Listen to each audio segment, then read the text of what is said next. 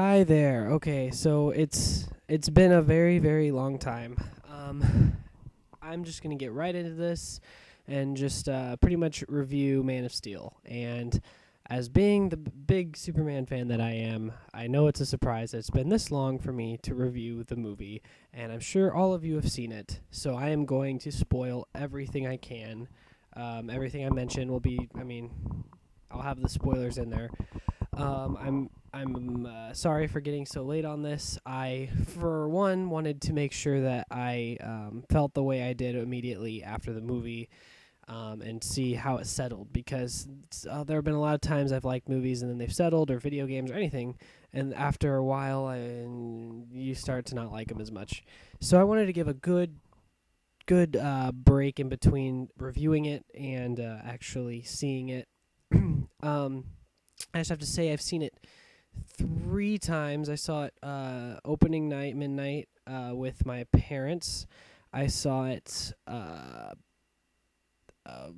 few days after that with my girlfriend, and then I saw it with my sister, and my parents came again. So here we go. All right, so Man of Steel. I'm not really going to talk about what it's about. I'm not going to really talk about who it is. I'm not going to really talk about, much about that, because everyone knows, obviously. Basically, all I'm going to say is it's a reboot from the Superman Returns movie, which was the last Superman movie we have seen, and that was supposed to kind of continue the continuity of Superman 1 and 2 and completely retcon 3 and 4. First of all, I'd like to talk about Superman Returns a little bit. I reviewed it a few years back, but I'm going to just kind of go quickly into it and just say that I don't hate it as much as everyone, but the more and more it has aged, the more and more I have started to not like it. And, I still think it's a better Superman 3 than the real Superman 3, but that's not saying much. All right, so Man of Steel. First off, I have to say I love this movie. I'm not just saying this as a Superman fan, but I'm also saying this as a Superman fan, if that makes any sense. Basically, first, before I say and go into detail or anything, I have to say this is definitely a movie that is split right down the middle when it comes to people who either love it or hate it. This is a perfect example of a movie like that. What I've noticed is most people who are really, really true Superman fans, that have read the comics and seen all the movies and TV shows and every form of Superman they can possibly get their hands on, they like this movie. I'm not speaking for everyone, so don't castrate me for that, but that is what I've noticed. The people who hate this movie are people who have only watched the Christopher Reeve, Richard Donner movies. In general, Mark Waid is a comic book fan who loves Superman, and he hated it, and I don't even want to talk about that because I think a lot of his points were silly. But moving on, all I have to say is, yeah, I think that's kind of how it's split down the middle. And what I've noticed, people hate it for reasons as it's not fun and lighthearted. It's I don't like the characters as much. Certain things that they liked from the Christopher Reeve movie didn't happen.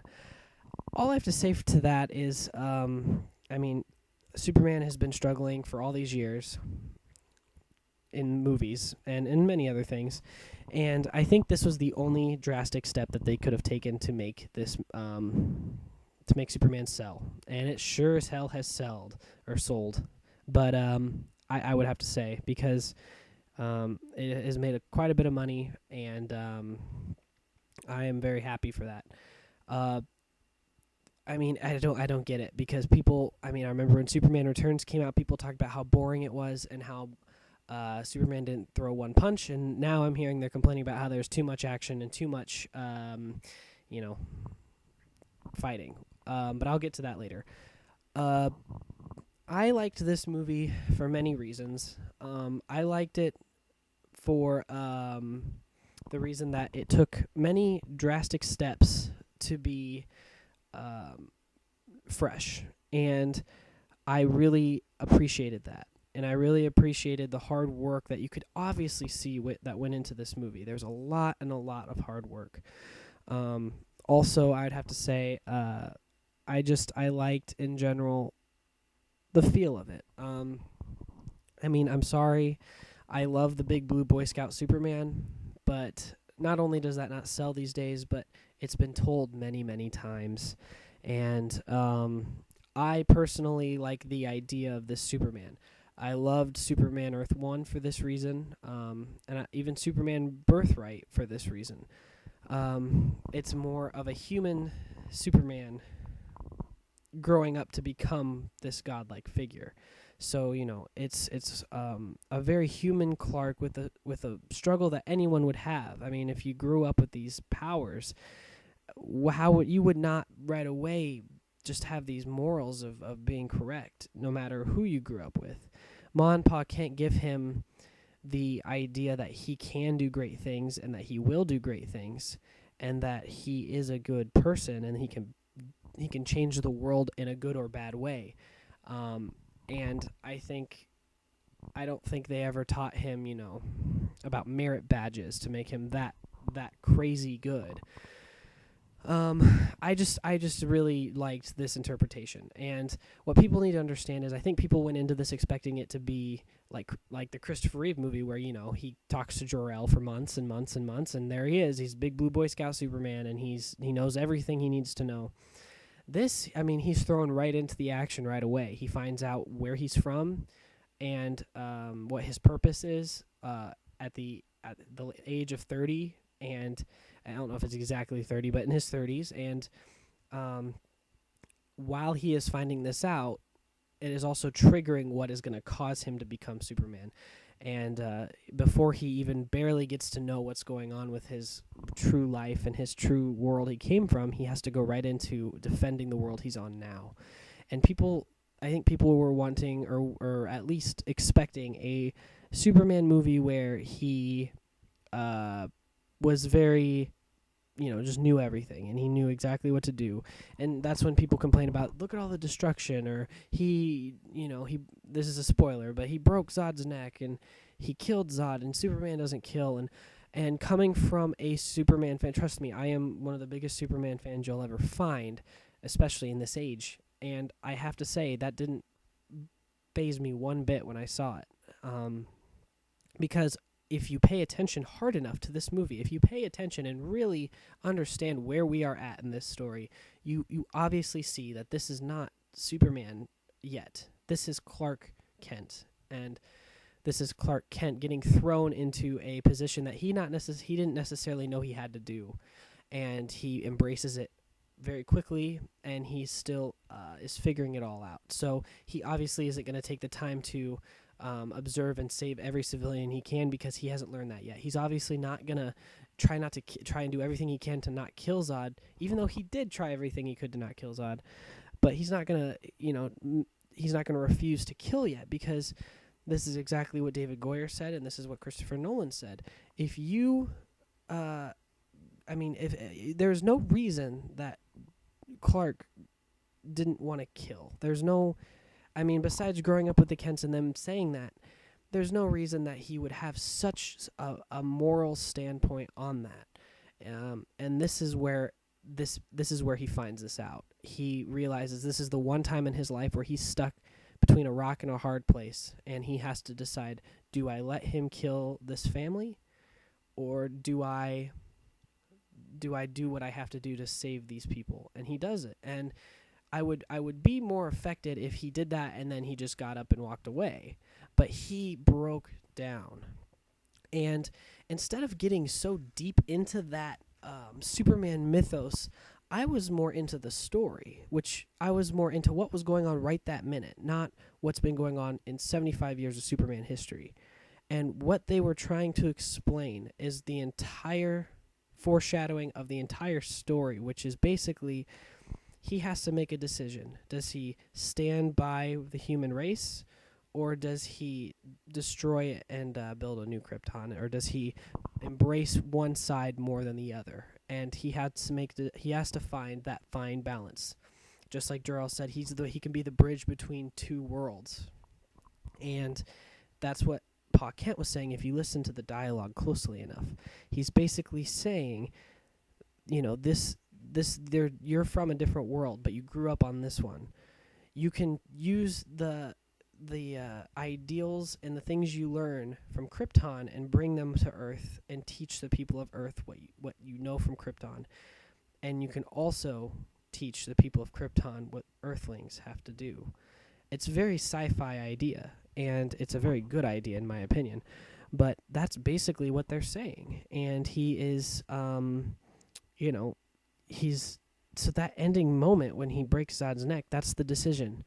Do I destroy a world that doesn't deserve any of this, and take over and build my own just because I have the power to, or do I take my power and do I defend the people because they don't deserve this? They didn't ask for this. This isn't their problem.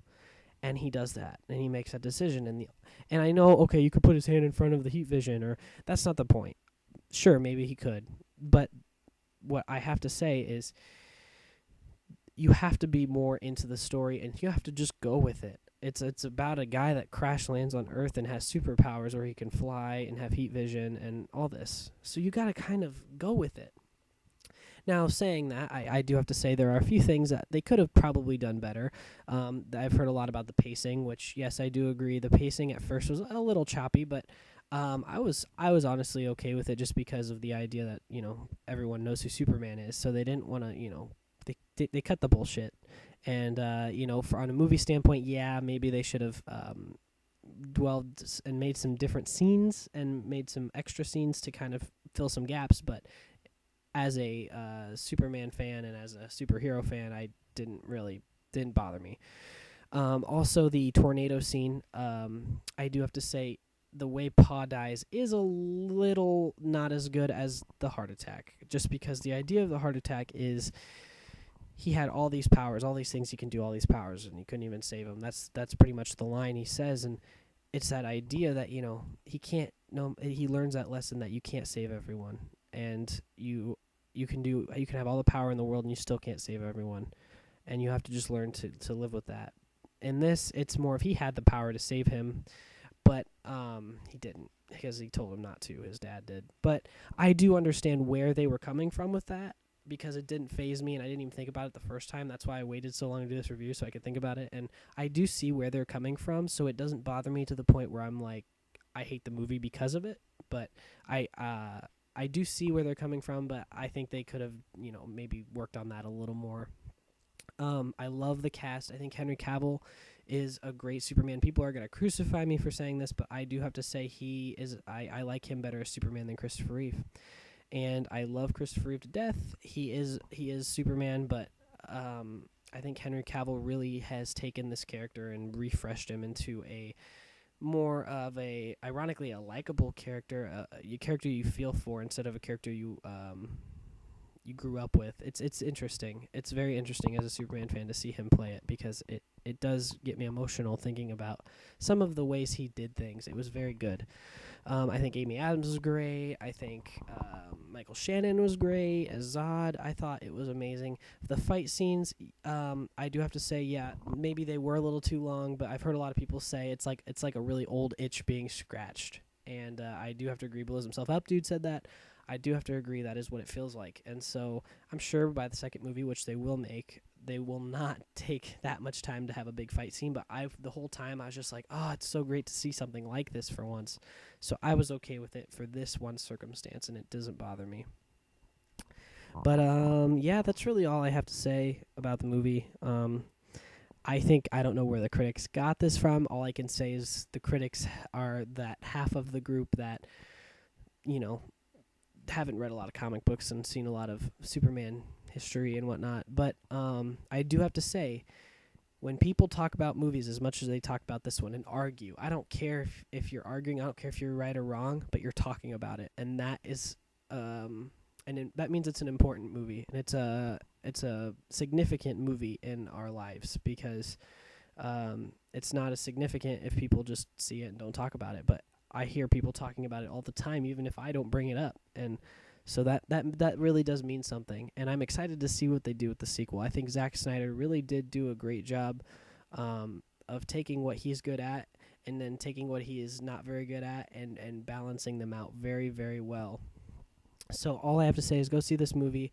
A lot of people will disagree with me, but in my personal opinion, this is my favorite superhero movie. Not only because it's a Superman movie, but just because it's a movie I have been waiting to see since I was very, very little.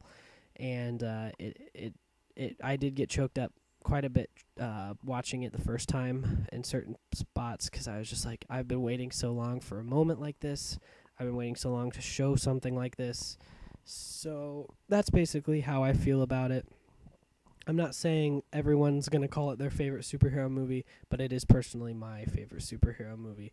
I'm very proud of it. I'm very happy for it, and I'm glad that Superman is back, at least in my opinion. So, yeah, go see this movie. If you don't like it, I'm sorry you don't like it. I understand maybe why you don't. But if you do like the movie, I mean, if you want to talk to me about it, I can talk to you for hours about it. So, yeah.